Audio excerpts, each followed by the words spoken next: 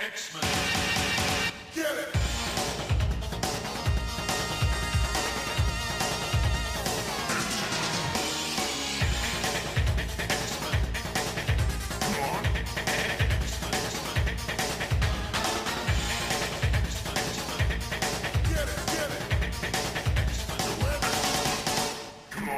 Hey everyone, and welcome to a special episode of Battle of the Atom. This is normally the weekly X-Men podcast where we rank every X-Men story from A to Z. And I'm Zach's friend, Adam. Well, that's not how our intro goes, but that's fine. I'm Zach. But we're not doing that this week. But Adam, I like what you mentioned there in bringing up that you are a friend. Yes, we're pals. We're friends. In fact, sometimes we act on our friendship. That sounds creepy. Yeah, it really does, man. Really does. Why you have to go like that? What am I talking about? Why am I talking like this? You're talking like that because this week we are participating in the Acts of Friendship comics podcast crossover with just so many cool comics podcasts. We've got a couple of those, friends who are here to talk about friendships. So first up, coming to us from the Chris's on Infinite Earths podcast, it's Chris Eddleman. Chris, how you doing today? Hey, I'm doing great. I'm really happy to be on Battle of the Atom. Hi, Chris. Hi. And then also coming to us from the WMQ&A podcast, it's Dan Grote. Dan, how are you now? I'm doing good. And Adam, that intro had me cracking up and trying to stay quiet in the podcast green room, as it were. See, the beauty of podcasting is that we all have separate tracks. So when someone says something dumb, I like to call them the podcast god. The arbiter of these things can just mute that and hide it for the future, so no one will ever know. That's right. So feel free to giggle, and the editing wizards will take care of this in post. Zach, the podcast god. Yes. So we've got a different format today, right, Zach? We're not on our normal deal of ranking X-Men stories. What are we doing today? Today, we decided, since we have all of these good friends around, that we would instead talk about friendships, and specifically ranking different X-Men friendships on a master list of, the best to worst X-Men friendships of all time. I like this. There's a lot of really good friendships here, but I'm also eager to argue about some of these too. So eager to argue the Battle of the Atom story. Yeah, we've got a good list going. We really do. So what we've done, we had all of us go around as we were prepping this and come up with two friendships that we were going to talk about. So I say we just get into this. Now, the first friendship comes to us from, Adam Hey. Rack. Yeah. It comes to us from you. Uh-huh. And who's that first pair of buddies that you wanted to talk about? Yeah, I don't know. I was trying to think of some more unconventional ones, like as I brainstormed who I wanted to bring to the table, and I think this one's a little bit weird. So I am going to bring Storm and Gambit's friendship to get us started here. Storm and Gambit befriended each other when Storm was de-aged as a child, and sort of got wrapped up in some thieving with everybody's favorite Raging Cajun.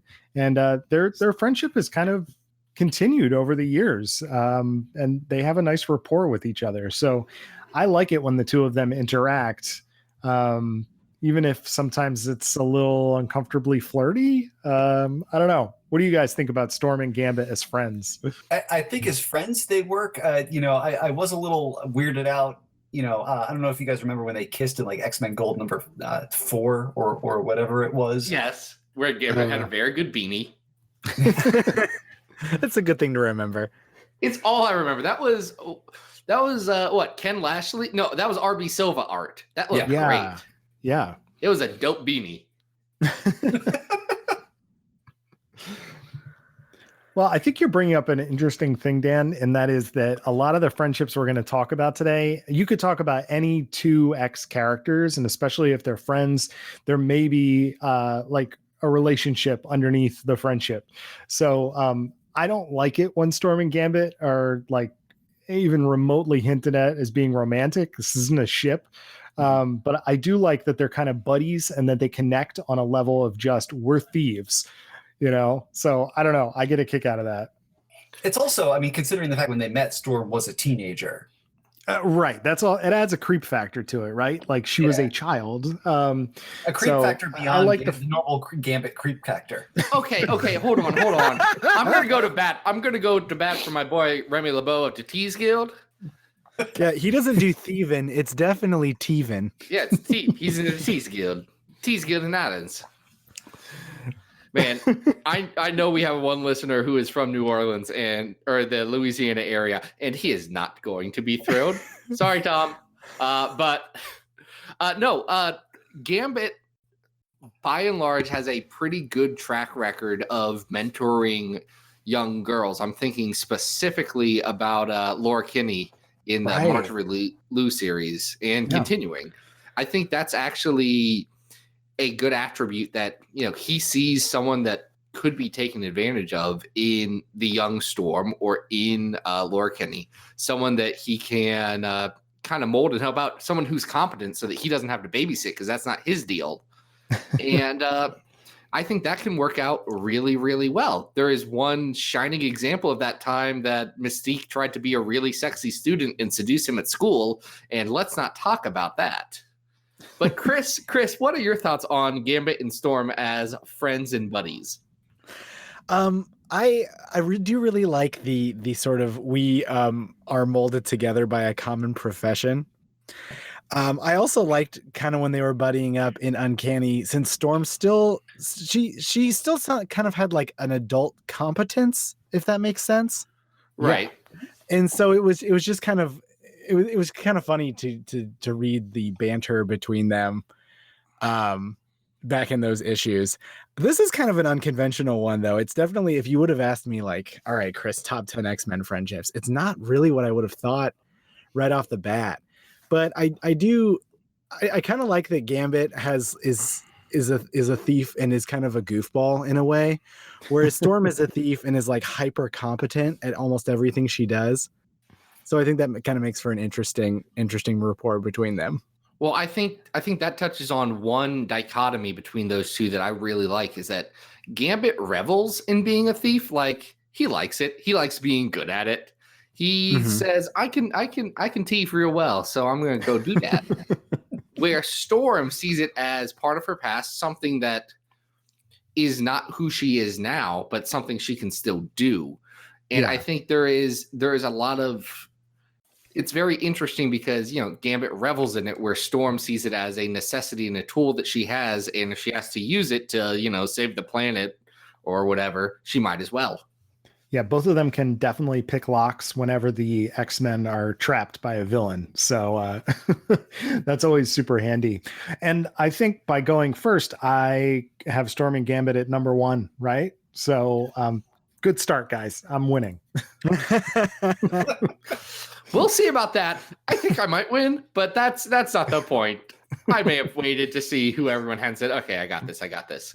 But no, our next friendship comes from Dan. And Dan, this was, we say Storm and Gambit are a bit of an unconventional pairing.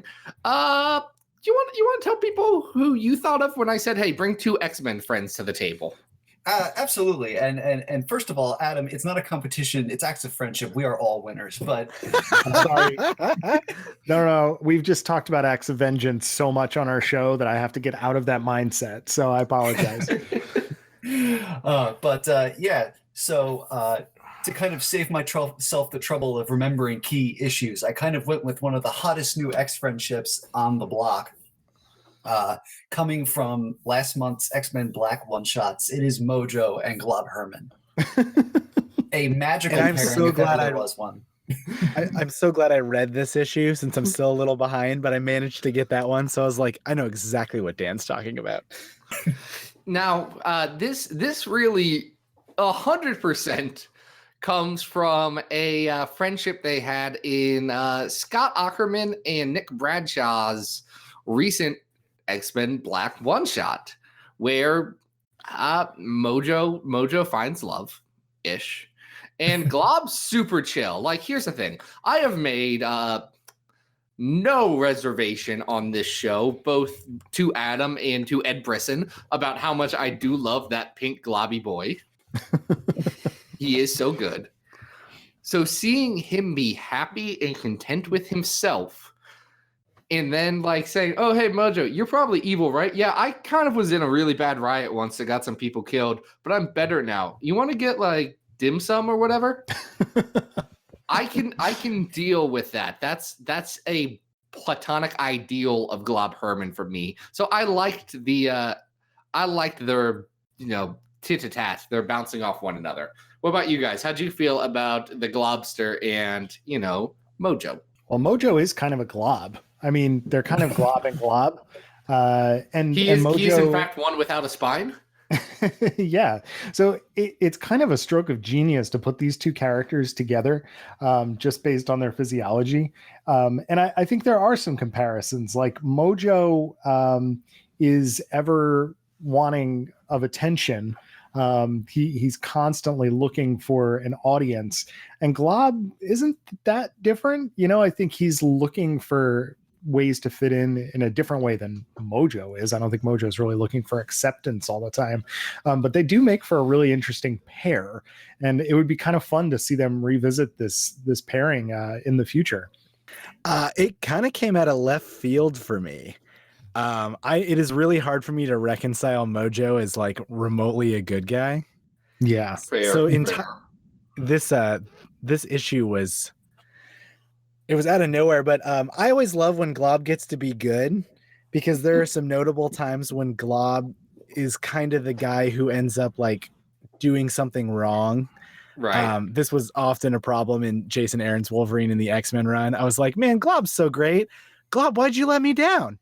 And it's kind of good to see him being like the really good one in this, where he's just trying to help Mojo out, and he doesn't end up screwing anything up. So even if by the virtue of Mojo making Glob look that much better, and I think Glob's more recently been written as a guy who's like fully babyface, in wrestling parlance, fully a good guy. It was really good to see. Like I almost think that Glob saw Mojo a little bit of what he used to be, like a little bit of somebody who kind of wouldn't necessarily always take the right path, and maybe someone who needed a little bit of his Glob mentoring, which is odd since Mojo's like how old are spineless ones? Like Mojo probably has way more life experience. Great question. Mojo's also a fascist dictator and slave owner in a media run like place, and he's murdered a lot of people willy-nilly. Like, I think Mojo's done worse than Glob ever did. Oh, absolutely. But it's interesting that Glob can kind of see good in people, I guess. Glob is nothing near as bad as that. He really has a heart of Glob. I hate you so much, Adam. So Dan, what about what? I just, as they say, what was it? The story we read recently, Glob loves man kills, which I particularly liked. So Dan, what about this pairing really stood out to you? I think it's a lot of what you guys said. Just the fact that Glob Herman is such a good boy. In a lot of ways, he's filling that Sam Guthrie role from back in the New Mutants days of just being pure goodness or whatever, that he can kind of take a psychotic extra dimensional ruler / killer and just be like, all right, I'm gonna be your wingman. Let's just hang out, and everyone's just gonna talk about your cool spider leg chair. I've never heard that comparison before between Glob and Sam, and I think it makes a lot of sense. I like that, that they're both these charming, great people. I do have to say, I don't think this is as classic as Storm and Gambit, just because it's more recent. There's only one issue. Yeah. So do we put it at number 2 for now? Is everybody cool with that? I think we'll have to put it at number 2. Okay. Awesome. Zach, you're coming on strong with this third one, right? Yeah, so I was one of the last people to pitch my 2 stories, and I realized, guys, I love talking about weird, obscure X-Men as much as the next guy. No, probably more than. Yeah, way more than the next guy. Yeah, no, that's fair. That's fair. So I went with a classic, and this is probably one of my favorite friendships in comics history. This is the friendship between Nightcrawler, Kurt Wagner, and the man called Logan, the Wolverine, perhaps. Nice. Here's the Are thing. we talking about Weapon X? We're talking about Lucky Jim. God, he has so many names. Patch? I was about to say Patch. Oh my gosh. Why Nightcrawler and Wolverine, Zach? Why so charmed by them are you? So That was here's a the very thing. noted sentence. Wolverine's not my guy. I like Wolverine, don't get me wrong. I'm wearing Wolverine socks right now, but Wolverine's not my guy. Nightcrawler kinda is. Like, he's number 2 on the Xavier Files ranking of every X-Men ever. Like, I love me some Nightcrawler.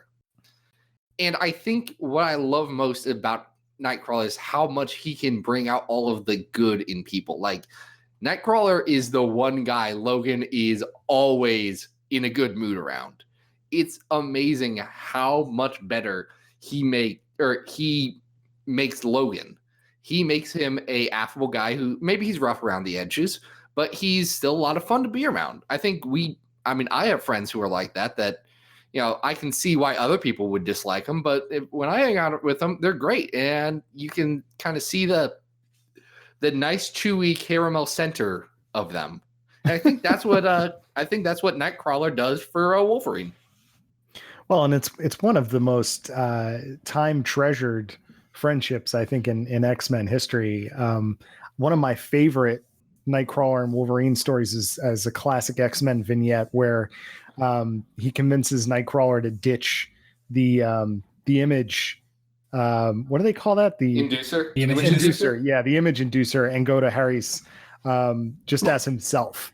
And you're right. It brings out the best in Wolverine, and it challenges Nightcrawler to be better than he normally is too. So they bring out the best in each other, which is very emotionally effective. Dan, Chris, what are your thoughts on Kurt and Logan?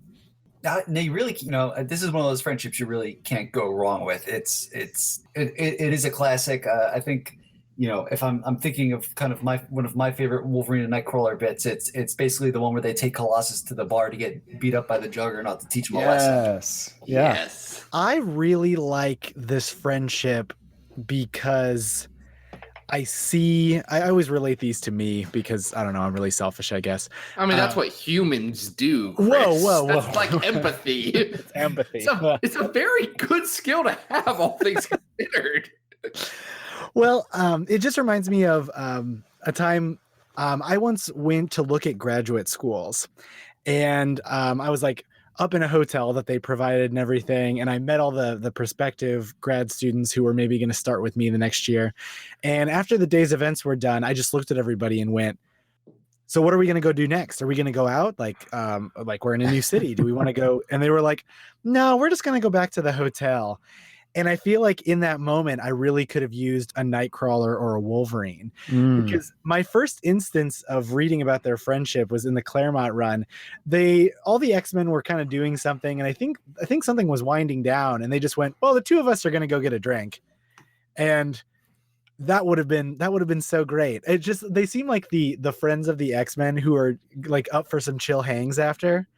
Mm-hmm. And they were like the first ones that were up for chill hangs in a time where a lot of the X-Men were sort of antagonistic towards each other in like the very early Claremont run.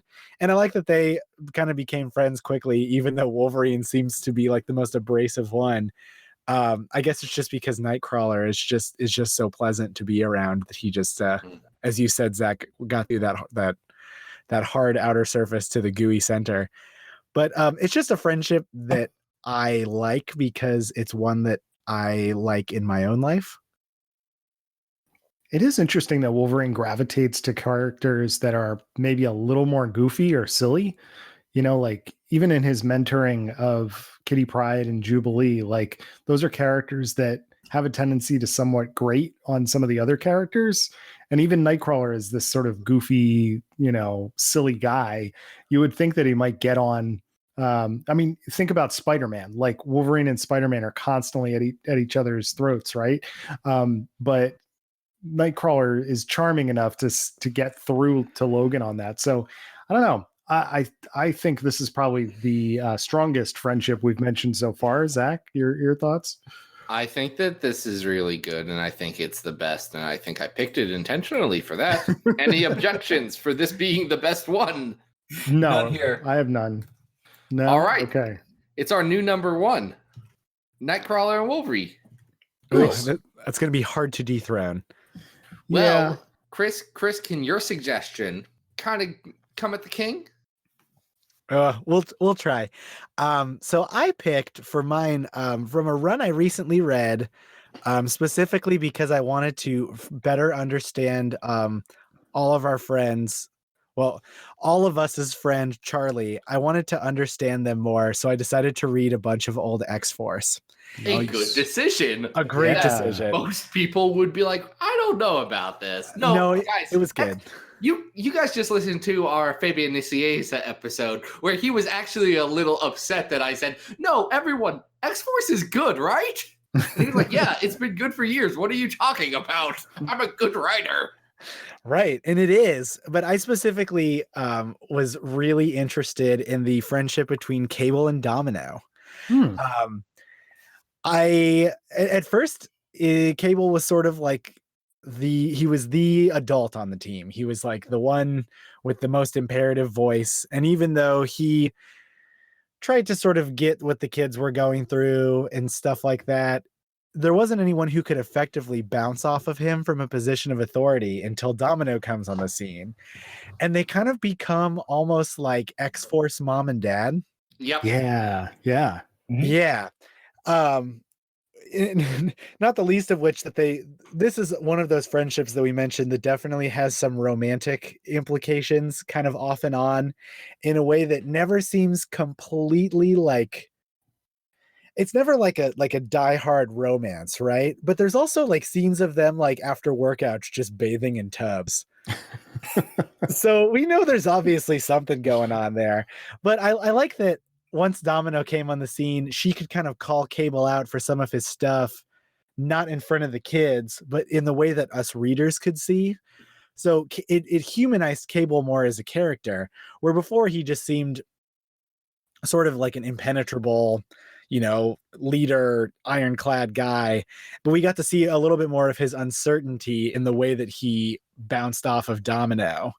And the way that Domino came in and seemed like so put together and so in charge, even though for a while she's copycat, so it's hard to say how much of that's her.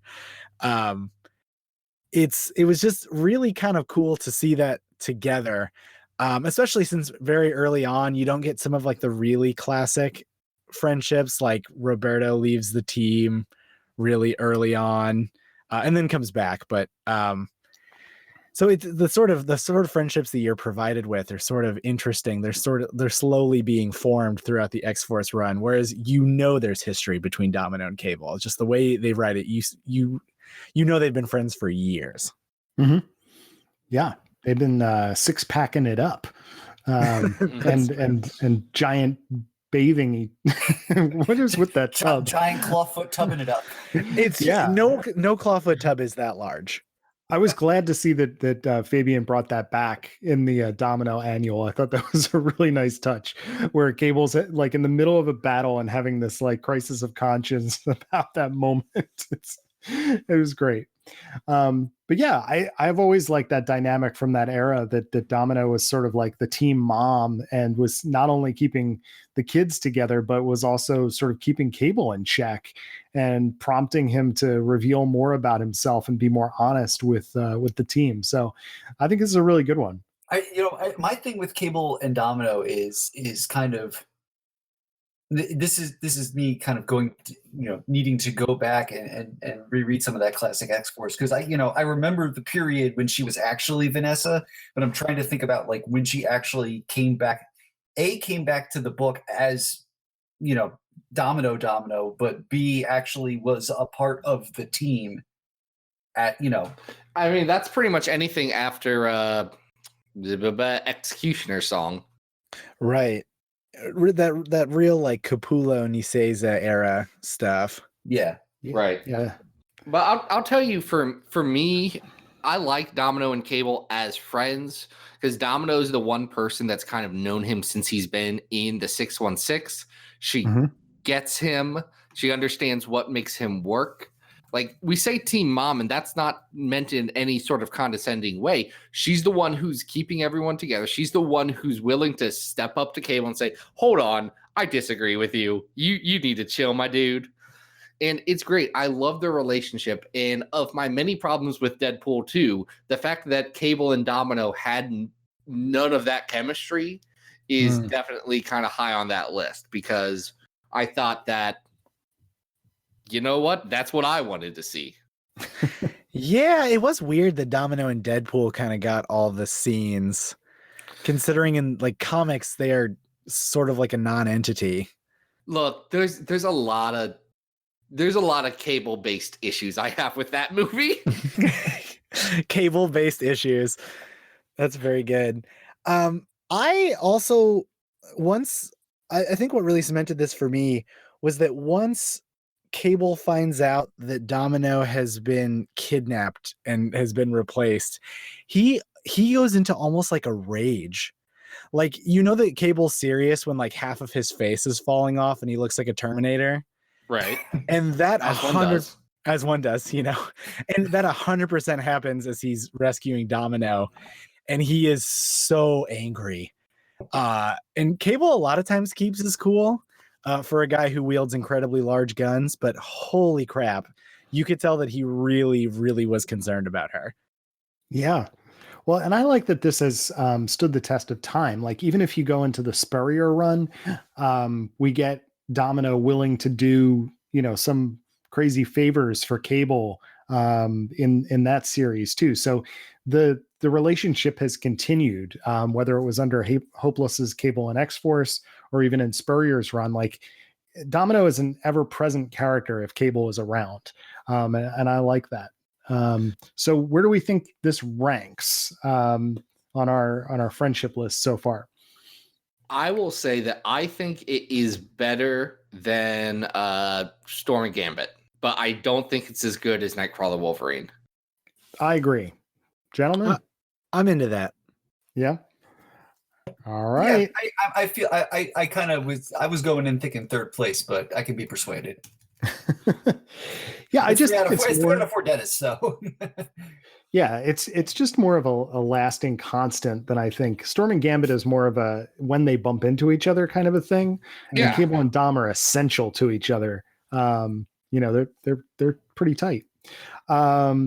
Another. Can I go to the next one? Is that okay? You can go to the next one. That's fine. Let's just keep moving. Let's keep this gravy train rolling. All right. So this is my big gun for the evening. And this is one that is both a great friendship and I think another one that could be one of the greatest romances, if you want to look at it that way. It's Kitty Pryde and Magic, Ileana Rasputin. So we've covered, a couple of different interactions with the two of them over the years. And I just love seeing the two of them interact as friends, as people who maybe have a little bit more than a friendship going on. But from the X-Men special edition, what was that giant size thing we saw where Something she gives like that? Kitty gives Ileana a tour of the X campus, all the way up through Bendis's run where the two of them go monster hunting. That's that great Chris Anka issue. I like that friendship has stood the test of time. And you could really tell why people ship that relationship so much. So I really enjoy seeing the two of them interact and go on adventures together. Yeah, it's really hard to beat like an absolute fantastic childhood friendship slash probably supposed to be a relationship, especially if you listen to Chris Claremont. Um, it's just really hard to beat something like that was so well established back in the 80s. Like they were confidants and best friends, and even like now it's still kind of an ever-present thing. It's just one of the friendships that I feel like literally anybody who likes X-Men would talk about. Like in our common Discord, it comes up all the time. You know, the thing I like about Kitty and Ilyana is they let each other kind of show their dark side and then kind of giggle about it. I mean, Ilyana has always been kind of more serious about her dark side, obviously, but you know, Kitty can make those comments about, you know, they're the friends who get together and kind of talk about everyone else behind each other's back, not in a nasty way, but just to kind of like, you know, blow off steam and just, you know, relax. Yeah, I think there's a reason that you know, the framing device in the Nightcrawler mini is Kitty and Ilyana messing around in the danger room. So I don't want to spoil the end of Dead Souls for anybody that hasn't read it yet. If you haven't read it, go back and read it. But I am very curious to see how that comes back and impacts the regular X titles when the end of that series pops its head back into regular continuity. I think that's going to be fascinating. Oh gosh, that's in just a couple weeks probably that it's going to pop its head back in. That's Next week. Yeah, could be interesting. I mean, I guess as people listen to it this week, maybe go pick up Uncanny X-Men. Guys, Uncanny X-Men comes out in like 3 days, I guess, from when you're listening to this. Maybe go pick that up. It's $7.99, but it's probably very good. Well, I'm excited. I think it's going to be great. But no, I would say I love this friendship. I think they are a lot of fun together. They have such a good chemistry that they bring a lot of joy when they're on panel together. I think one of the most interesting things about it is they have not actually spent all that much time together on screen, which is interesting because like they get that stuff in the early New Mutants, but even then Kitty is on a different team than Ilyana, so they get kind of crossover friendship. And then Kitty Pryde is hanging out in Britain for a while, and then Ilyana gets depowered, and then she dies, and then she's dead for a while, and then Kitty's dead for a little bit, and then they eventually come back, and they're on a team a little bit during the Bendis era. Right. But that's about it. And I love the extra attention that Magic specifically has gotten in the last few years. I love how people have realized that she's got a very good relationship with Kitty, and that's fun. I think there's a lot of potential there, whichever way any future writers want to take their relationship. But, you know, I think the only thing that does them in a bit is that so much of their friendship is based on theoreticals. I guess just because of the lack of screen time, that I think that hurts it a little bit. It's like that between the panels kind of friendship, like a Storm and Jean Grey, for example. Yes. Oh, yeah. Okay. Thank That's you. a good That's why I didn't comparison. put it on here because I would get mad about that. That's a really good comparison, though, you know, where you know that it's established based on their interactions, but you don't see them hanging out all that much. So, Zach, you're bringing up an excellent point. Where do you guys think it ranks in our acts of friendship list here? Oh, this one's going to be kind of tough because I think we can probably agree that it's not quite as tops as Nightcrawler and Wolverine. No, It's not. I think it is better than Storm and Gambit, though. Yes. And it deals with, I would argue, more classic X-Men characters than Cable and Domino. Though that's kind of a weird, bizarre statement given the sheer number of issues of comics that Cable has been in. So maybe that's not accurate.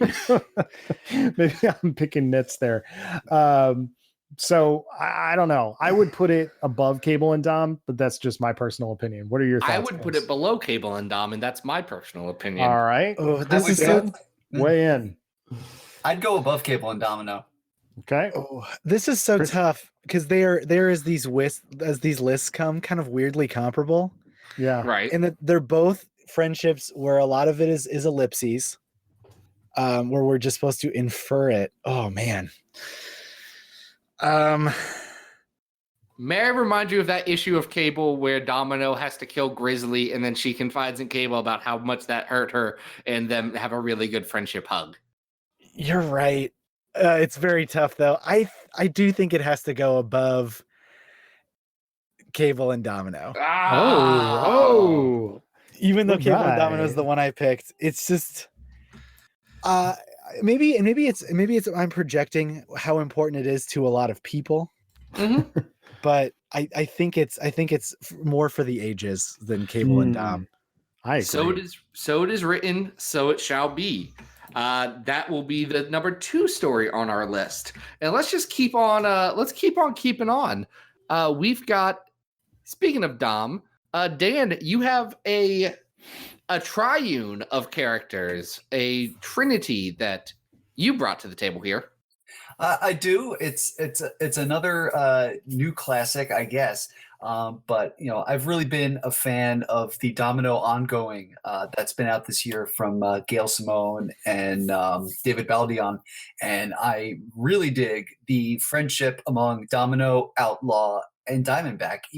This is a facet of Domino that we have never seen before. When you think about Domino, you always kind of see her with Cable, like we've been talking about, or with Colossus for a time. Kind of portrayed as look small and kind of holding extra guns in front of this much larger dude, and here we're seeing her.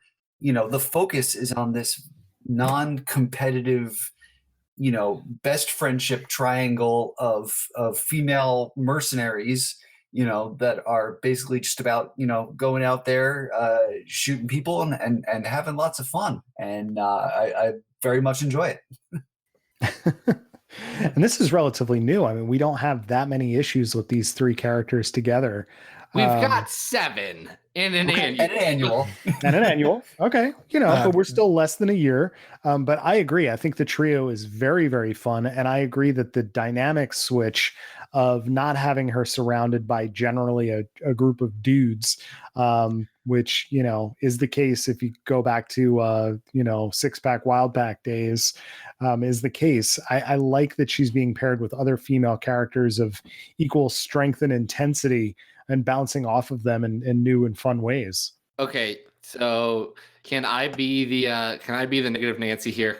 Here we Go go. for it.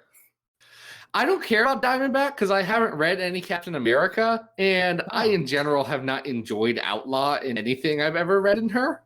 And so as much as I like Domino as a character, their friendship does nothing for me. Wow, harsh. I get that. I understand where you're coming from.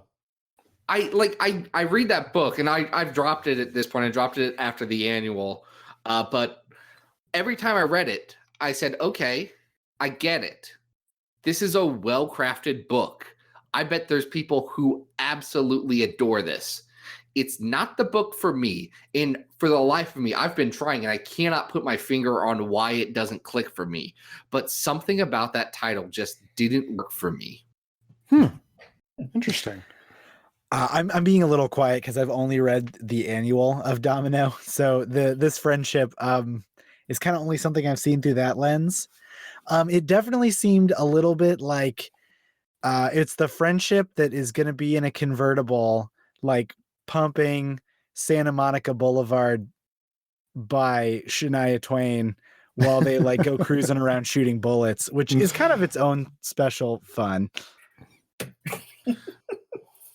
I like that, but it seems like some of us are in agreement that this may not be as classic as some of the other ones, either given how recent it is or perhaps in Zach's case outright discussed. Hey, I don't know if it was discussed. I gave that book a very fair shake. But here's the thing about that.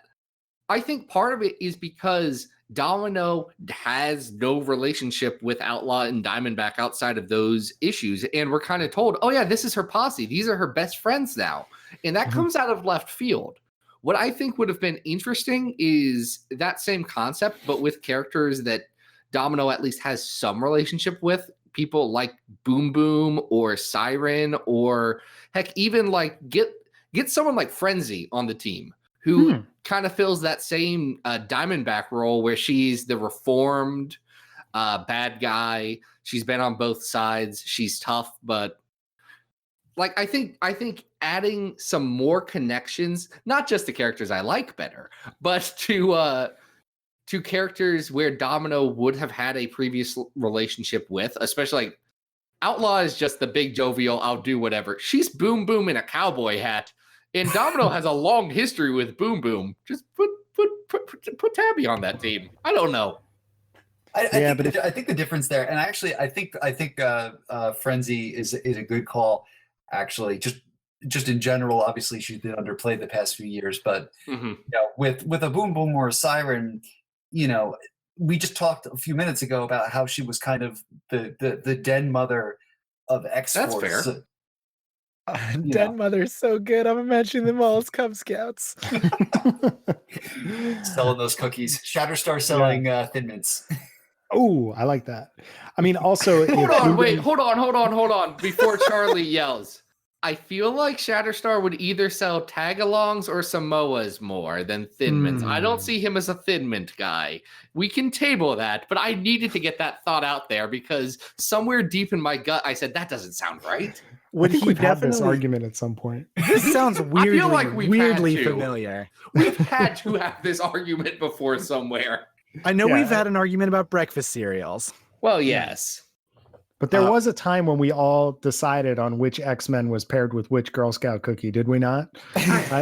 Look, somewhere we have a lot Twitter. of dumb conversations sometimes. All right, so given how recent this one is, I think its most apt comparison is this Mojo and Glob friendship. Is this better or worse than that? I would put it above Mojo and Glob. Okay. I'll go with that too. I'm okay with that as well. Zach, I know you might want to object here. What do you think? I like both Mojo and Glob better, but I will concede to the larger group. All right. Democracy. Who's next? Oh, man, that's me. I'm sorry. I was DMing Charlie about what Girl Scout cookies. Charlie is also part of the Acts of Friendship crossover, so this still counts. That's on me. Again, this is me. I'm sorry. This Girl Scout cookie-based question has just really... Thrown you for a loop. It's just in my mind brain. And I didn't have strong feelings about Shatterstar like a year ago, so... You've been converted, my man. I have been converted. Anyway, I picked two more friends. Their names are Strong Guy and Multiple Man. And while I'm not a giant Peter David fan, and frankly, I don't think that the Peter David X Factor is like as good as everyone wants to say, I do think that Guido and Madrox have a very fun friendship together because, especially in that first run of X Factor, they're the goofballs and it's good. Yeah, I feel like that sums it up. That's a good comparison. They're kind of like a Laurel and Hardy in that situation. You know, you've got the big guy, you've got the scrawny guys. And I'm kind of surprised you brought this to the table, Zach, because I remember when we ranked this, era of X Factor, you weren't as hip to it as I was. But I agree. I think they're a fun pairing and they play off each other really, really well. I also think they work well within the mix of that original X Factor because it kind of, the thing with Guido and Jamie is there's no straight man there. They're both the goofballs, and so you put them on a team, you kind of have to double the number of straight men. So now you put them on a team with Havoc and with Quicksilver especially, and the ratio kind of all evens out. Yeah, there's a lot of cranky people on that iteration of the team, so it's great to have some comic relief in there. Even if in the initial run we weren't in the initial episodes we weren't quite sure which Jamie was which Jamie, but that's kind of the fun of Jamie. Having just finished Multiple Man, I'm still not sure. Oh my God, I'm still raving about that. I'm going to continue to. I loved the mini, so congratulations. Hey, spoiler alert from the most recent Multiple Man. You know that Gambit's universe is just the Marvel swimsuit universe. They're not Gambit. Yeah. Bishop's terrible future is the future of the Marvel swimsuit universe. Yeah. And Matt Rosenberg liked that tweet, so I like to think that that's actual canon. Yeah. Oh, he knows. He knows. I will say that I don't think that this friendship has sort of stood the test of time. Oh, I disagree. I mean, well, all right. You do have the second, longer Peter David run with where they X aren't Factor as investigations. close, and that's fair. Doesn't Guido kind of like betray him a little bit? Okay, hold on. Guido died, and then Comes King of Hell. Well, he becomes King of Hell after he kills Rain's wolf son. Oh my God, so convoluted. To be fair, he didn't have a soul at the time. Yes, and they fixed it. He's better now. I promise. And she's forgiven him, if I remember correctly, from Dead Souls. Water under the bridge, I guess. Sure. I mean, blood in a grave, but whatever. Yeah, but I just don't feel like they're still like gonna call each other up to hang. I mean, am I wrong? I really wish they would, though. Yeah, maybe. I feel like I feel like there was a reason why Guido was one of the guys who found Jamie at the start of the Multiple Man mini. Like that was important that Guido was one of those guys. Like here's what I come to, and then we'll get to ranking. But at one point in the first run of X Factor, both Guido and Multiple Man died. Well, Guido was kind of in a coma or whatever, but he was effectively dead. And the book got really, really bad, and it never fully recovered. But those two came back, and their friendship came back, and the book got so much nicer and better just by those two existing and interacting with each other and being buddies that it really cemented something in me that at least at that point, those two guys, they got each other. Like I think of them as an iconic friendship, even though I think you're right that textually they have drifted apart over the last while. Yeah, they're the glue that keeps that team together, but I don't think that they are eternal, shall we say. I kind of feel like they're the guys who they're having like a lonely Friday and they kind of look at their phone and they scroll down to the last time they sent each other a text and they just kind of put the phone back down, feeling kind of bad about it. Wow, okay. So I didn't know we were going to be personally attacking me. That's cool. That's fine. That's fine. I don't mean that in a bad way. I just I mean like it's like they're maybe having a bit of a drift apart, and there's times where they want to hang out and then they kind of like feel weird about it, like, oh, have we like been apart too long? No, I hear you, man. All right, so how does this stack up against, I don't think we're top 3 here, but how does this stack up against maybe Storm and Gambit? Is this a better friendship, Zach? I think it's a better friendship than Domino, Outlaw, and Diamondback. I would agree. I'd be willing to hear what the other people say about Storm and Gambit. I like it more than Storm and Gambit, but if I get overruled, that's fine. But I in general like it more than Storm and Gambit. I thought they had such a fun rapport at the beginning of the second X Factor or the second Peter David X Factor run, that it was like one of my favorites. Okay, I can handle that. Dan, your thoughts? I kind of want to knock it up to number 3, to be quite honest. Oh. But yeah, I mean, if we're looking at just going over Storm and Gambit, then still yes. All right, well, why don't we settle at number 4, and then we've got one more friendship here, right? We do have one more friendship, and this comes to us from Chris Eddleman. Hey, Chris, what did you friend for us today? So I picked, and I apparently have been saying her name wrong forever, but it's Edie. Oh, Edie. Yeah. I always said Edie. I've always said Edie too, but I specifically I was looking her and this other person up last night, and there was a pronunciation guide, and I was like, wow, I'm so wrong. So Edie and Brew.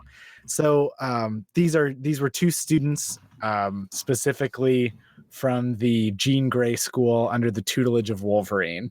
I think that it's if you know Chris Eddleman and X-Men, you know that I have a huge soft spot for Wolverine and the X-Men.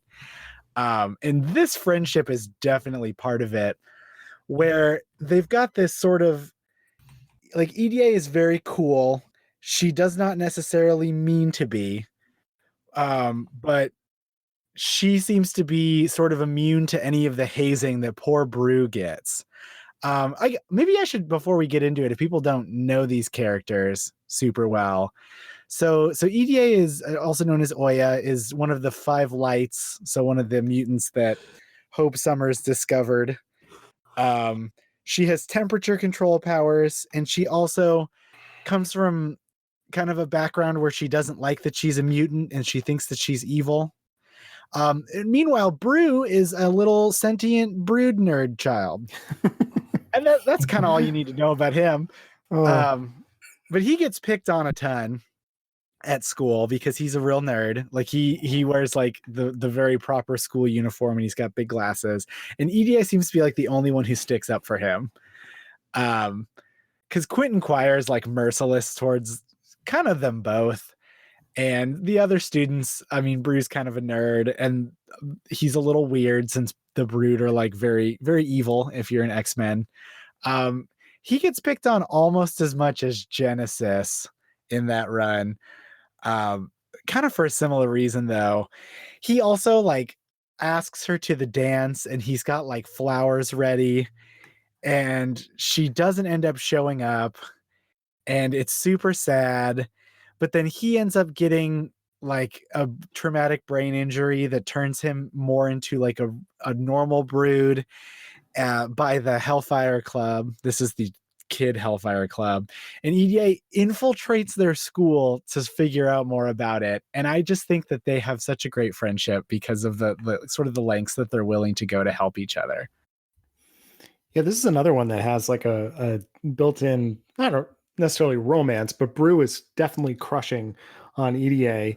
And there's a weird thing about her being crushed on by both Brew and by Quentin as the series goes by. So we've talked about this on the show that Brew kind of gets the short end of the stick in that series because he spends so much time out of character as the more of the true Brood than he does himself. And I would love someone to do more with that character because he's so much fun. I know I like him more than Zach does, but I do like the two of them. I think they're really fun. Adam, we're buds. Brew is like my favorite X-Men. He's great. I just love him. I just want to see more of him. He's not around. This is, I unfortunately, this is like a total blind spot in my X-Men reading. Oh, okay. Yeah. This run is so good, Dan. I implore you to give it a shot. It's not my personal favorite, and I don't super like Brew. I think he kind of bugs me. Zach is one of the guys who would bully Brew, I think. I don't know if I'd bully him. He is a nerd. I Are think you more Brew of a Kid Gladiator or a Quentin Quire type of bullying? I'm probably more of a Quentin Quire type of bullying. I'm sorry. I think that's a fair statement. But like, I think that ADA Oya, however she wants to call herself, Fire and Ice Girl, I think she is an interesting character, but I think she has more interesting friendships and relationships than Brew. Like, I think bouncing her off of Evan or Quentin gives for more developed stories, mostly just because I don't see Brew as a character that has been given a lot of depth over time. I think he's got the one thing where, the nature versus nurture thing with him being a Brood, but that hasn't been fully pushed through. And frankly, when they tried to say, but now he's an evil, mindless murder boy, that didn't work out as well for me. Yeah, Well, and it dominated the run. You know what I was just thinking? I've never thought about this before, but it would have been really cool to see Brew on Hopeless's all new X-Men lineup. Like if he could have been like Beast's lab assistant or something inside the Volkswagen. I think that would have been really cool. Actually, you're that would right. have been dope. Yeah, that it would have was been very it good. was cool to see EDA and Genesis on that team and get to interact in new fun ways as teens. But it would have been cool to have Brew with them too. But obviously that never happened. In terms of where this would rank, I would probably put this below Storm and Gambit and above the new Domino trio. What do you guys think? Chris wants it higher. No. I don't think it's higher than that. I'm trying to determine if it's lower than that. I don't know if I know enough about Domino, Outlaw, and Diamondback to make the case. Okay. I think that I would say that Domino, Outlaw, and Diamondback are a little bit better. Interesting. Okay. For me. Yeah. And I just already got yelled at for not liking them enough. Oh, yeah. So much for our act of friendship. My goodness. So testy. All right. So maybe this is our number 7. And then we have a list, guys. We do. We have a list. So let's go from top to bottom. Or actually, let's go from bottom to top. Yes. We've got Mojo and Glob, EDA and Brew, Diamondback, Outlaw, and Domino, Storm and Gambit, Strong Guy and Multiple Man, Cable and Domino, Kitty Pryde and Ilyana Rasputin, and Kurt Wagner and Wolverine. Jamie Howlett. We don't call him that in this household. And I think I've made that point very clear. That stopped being his name when he was 10. So anyway, I guess if you're listening to this and we didn't talk about your favorite X-Men friendship, hit us up on Twitter. Yeah, let us know. We apologize, but we thought we'd, No, Adam apologizes. I don't. We only had like the time allotted. Good point. This could be its own podcast, probably, at least like that's for true. Many episodes. So I think we did a pretty good job. Yes. It could be interesting. But I wanna thank Dan and Chris for being on. Now, how about we go around and you guys tell us not just where people can find you online, but where in the acts of friendship people can find you. So, Chris, how about we start with you? You can find me, Chris Eddleman, online at Strictly Worse on Twitter. Or at Chris's Pod, which is the Twitter for my podcast, Chris's on Infinite Earths, that I do with my wife, Christina. I've written in a few things. You can find me in a few issues back of Panel X Panel, or actually on WMQ Comics for the Uncanny October, the Unktober. Dan was kind enough to have me on, which was really fantastic.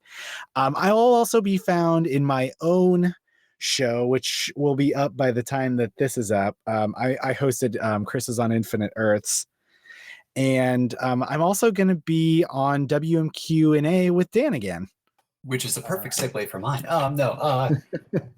So I'm actually well, first off, as far as Acts of Friendship is concerned, I am guesting on the Chris's on Infinite Earths episode, which I believe will be out November 9th. And then so it'll be out before this one is. Yeah.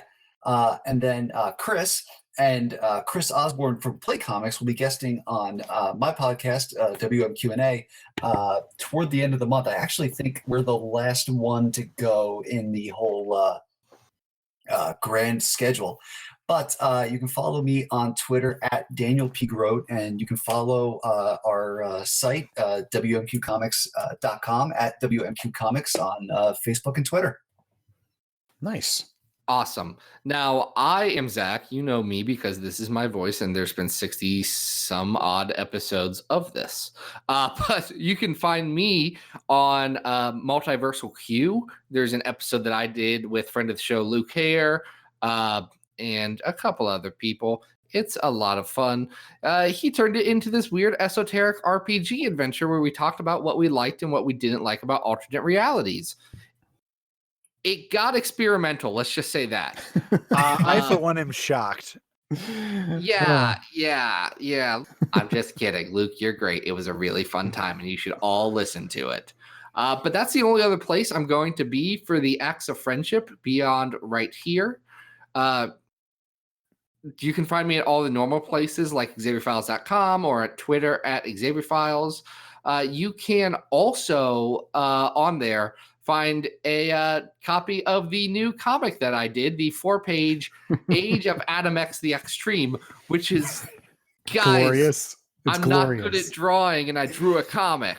Like, and you know when people say they're not good and they like are actually like, oh, this is really good. No, I never draw, and then I traced a bunch of stuff, and it sure turned out that way. It's a comic that widely revolves around Mountain Dew Gamer Fuel Halo 3 edition from 2007, Finish the Fight, which is something near and dear to a lot of people's hearts. And I think will really touch your mind and your brain if you give it a chance to read. So go check that out. Adam, where can people find you online? I'm sorry, I'm still dying over this Adam X comic. You got to check that out. Guys, you can always follow me on Twitter at Arthur Stacy, and I've got new pages of Bish and Jubes up every X-Men Monday at adamrec.tumblr.com. I would also implore you to check out on SoundCloud, Spotify, and Apple Music. Retcon X and I teamed up to do this album called The Division. It's an album's worth of songs inspired by Legion on FX, and I think it turned out really cool. So definitely check that out.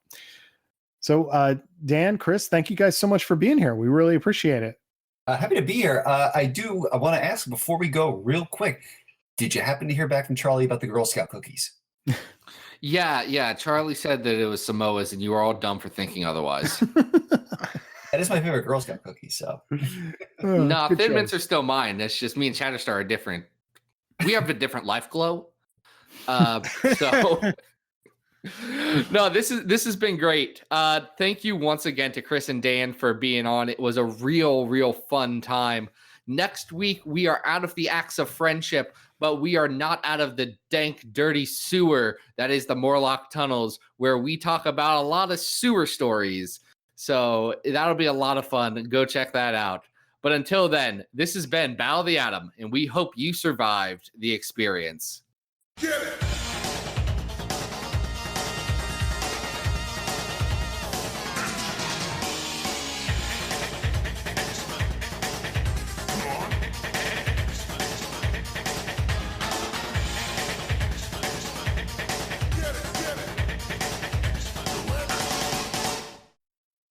Okay, awesome. Thanks, guys. Yeah, thank you. Absolutely. I was shocked that I didn't just hear "get it." Yeah, I mouthed it, actually. it's one of those things.